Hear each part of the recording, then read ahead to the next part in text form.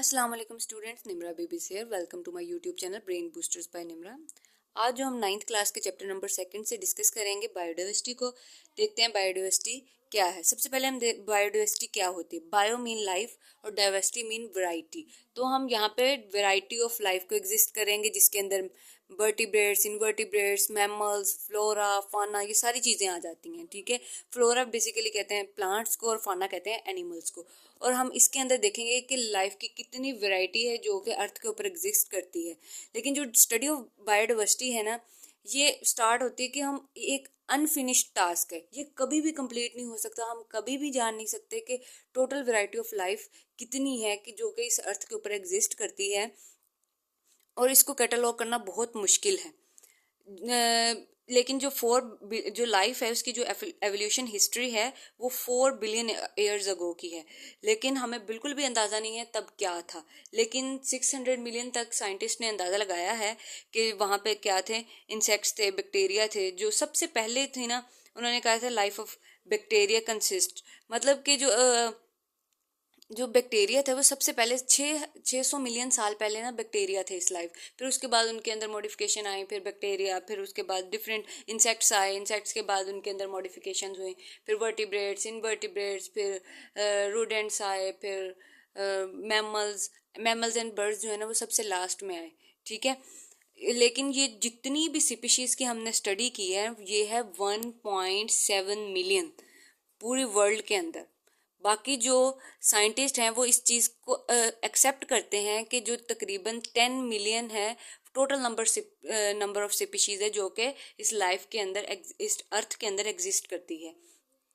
इसके जिसमें से तकरीबन 1/3% जो है ना हमने उसके बारे में अंदाज़ा लगाया है और इसको फाइंड किया है। नेक्स्ट हम इसका इंट्रोडक्शन कर लेते हैं। बायोडाइवर्सिटी को बायोडाइवर्सिटी 2 वर्ड से निकला है, bio and diversity. Bio mean life and diversity mean variety. ठीक है, a term that described how varied life things are in specific area, मतलब कि एक स्पेसिफिक एरिया के ऊपर कितनी लाइफ एग्जिस्ट करती है। It refers to all the variety of the life that can be found on earth, मतलब ये इसके अंदर सारी वेराइटीज आ जाती हैं जो कि इस अर्थ के ऊपर पाई जाती हैं। लाइक प्लांट्स हैं, एनिमल्स हैं, fungi, micro organisms, unicellular, multi cellular, ये सारी चीज़ें जो हैं, as well as the communicates that they form, मतलब कि ये कैसे एक दूसरे के साथ कम्युनिकेट करती हैं, उनका हैबिटेट क्या है और जहाँ पे वो रहते हैं इनका रहन सहन कैसा है। नेक्स्ट देख लेते हैं, during those field visits you would have experience different types of environment, मतलब कि आप जिस टाइप के एनवायरनमेंट को विजिट करोगे और वहाँ पे आपको डिफरेंट टाइप्स की चीज़ें नज़र आएंगी। अगर फॉर एग्जांपल ले लें, अगर हम सी के अंदर जाते हैं तो a huge variety of vertebrates living in the sea and oceans. ठीक है, अब वहाँ पे देख लें, फिशेस को ले लें, फिशेस की बहुत ज़्यादा एग्जांपल्स हैं, शार्क्स हैं, डॉल्फिन है, और इसी तरह बहुत ज़्यादा स्नेल फिशेस हैं, और बहुत ज़्यादा रेप्टाइल्स कुछ उधर पाए जाते हैं ओशंस के अंदर। तो इनको हम ले लें तो वहाँ हम उनको ही, जो अकेले ओशंस की डाइवर्सिटी को ही काउंट करने में हमें बहुत ज़्यादा टाइम लगेगा। और उसके बाद बाकी लाइफ के अंदर फॉरेस्ट्स आ जाते हैं, दे कैन बी बीचेस हो सकते हैं, मैंग्रोव्स हैं, फॉरेस्ट हैं, मानसून फॉरेस्ट हैं, ग्रासलैंड्स हैं। और जिस जिस चीज़ को हम विजिट करते जाएंगे वहाँ पे हमें लाइफ की नई इकसाम लाइफ मिलती जाएंगी। अब हमें वहाँ मानसून ग्रासेस के ऊपर कुछ ऐसी स्पीशीज़ मिलेंगी जिनको हम पहले से नहीं जानते होंगे। इसी तरह lot of species are present in this earth. A system that includes all living organisms, biotic factors in an area as well as, मतलब कि एक सिस्टम है जहाँ पे बायोटिक फैक्टर्स बहुत ज़्यादा होते हैं। लाइक बायोटिक फैक्टर्स के अंदर आप देख लें, ये हमारी लाइफ है जो हम एग्जिस्ट कर रहे हैं, लाइक ह्यूमंस हैं। फिर उसके बाद फिजिकल एनवायरनमेंट आ जाता है, ए बायोटिक फैक्टर्स जो होते हैं हमारे एयर हो गया, टेम्परेचर हो गया, गैसेस हो गई, ये हमारा क्या है, ए बायोटिक फैक्टर्स हैं। नेक्स्ट हम देख लेते हैं इकोसिस्टम डाइवर्सिटी। इकोसिस्टम डाइवर्सिटी क्या करती है, it deals with the variations in ecosystem, मतलब ये जितनी भी वेरिएशंस हो रही होती हैं, तब्दीलियाँ हो रही होती हैं एक जियोग्राफिकल लोकेशन के ऊपर, और उसका जो ओवरऑल इम्पैक्ट है वो ह्यूमन एग्जिस्टेंस के ऊपर होता है एनवायरनमेंट के अंदर, उसको हम क्या कहते हैं, इकोसिस्टम कहते हैं। Ecosystem diversity is type of ये बायोडाइवर्सिटी की ही टाइप है। The diversity among this ecosystem is known as ecosystem diversity. मतलब कि ये जो इकोसिस्टम है ये अमंग और अमंग स्पीशीज, इसके हम क्या लेते हैं, the diversity among this species, मतलब दो वैरायटीज के दरमियान, ठीक है। अमंग के दो, यानी कि कैट और डॉग, ये दो स्पीशीज होंगे, ये दो डिफरेंट स्पीशीज हैं, ठीक है। इकोसिस्टम डाइवर्सिटी के अंदर हम दो डिफरेंट स्पीशीज को काउंट करते हैं, लाइक डॉग एंड कैट, ये दोनों अलग कैटेगरी से बिलोंग करते हैं ना। नेक्स्ट हम देख लेते हैं इकोसिस्टम के अंदर many species of animals and plants, बहुत ज़्यादा स्पीशीज होती हैं प्लांट्स की, एनिमल्स की, माइक्रो ऑर्गेनिजम्स की।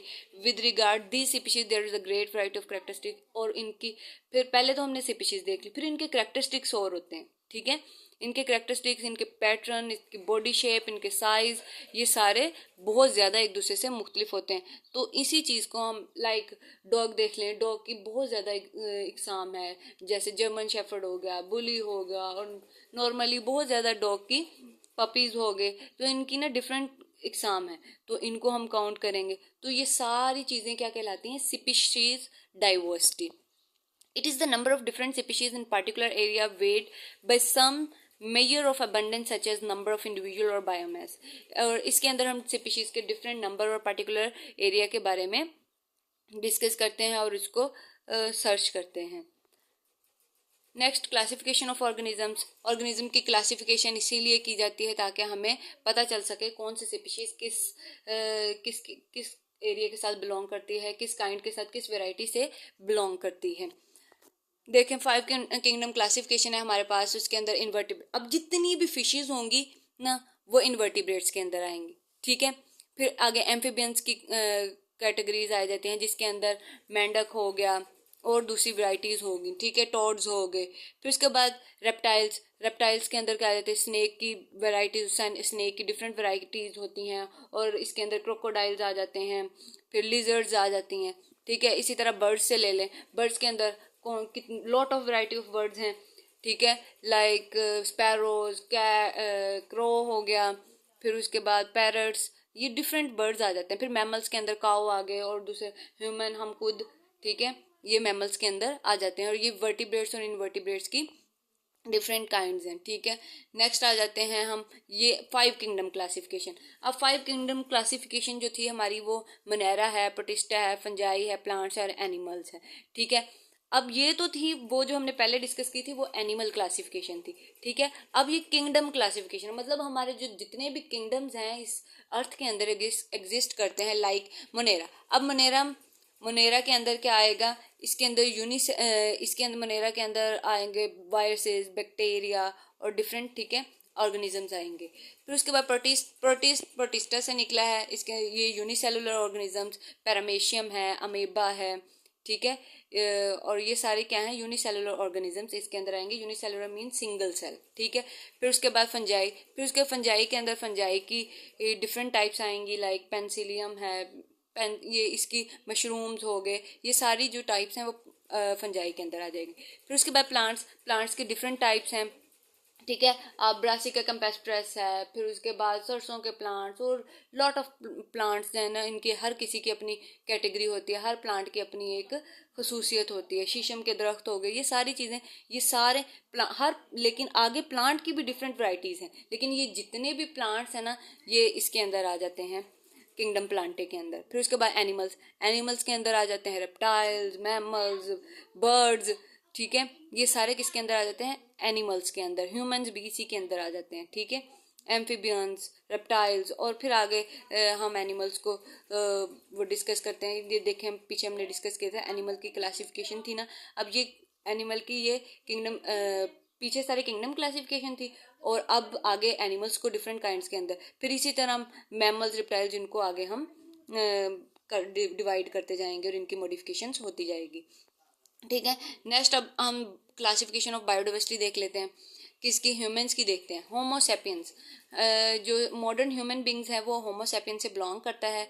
इनकी जेनेटिक डाइवर्सिटी है, total number of genetic characters in the genetic of a species, मतलब जितने भी इनके विरासती मादा होगा, जो जेनेटिक करेक्टर्स हैं, ये इन हर एक का मुख्तलिफ होगा, ठीक है, जो कि अपने पेरेंट्स से बच्चों के अंदर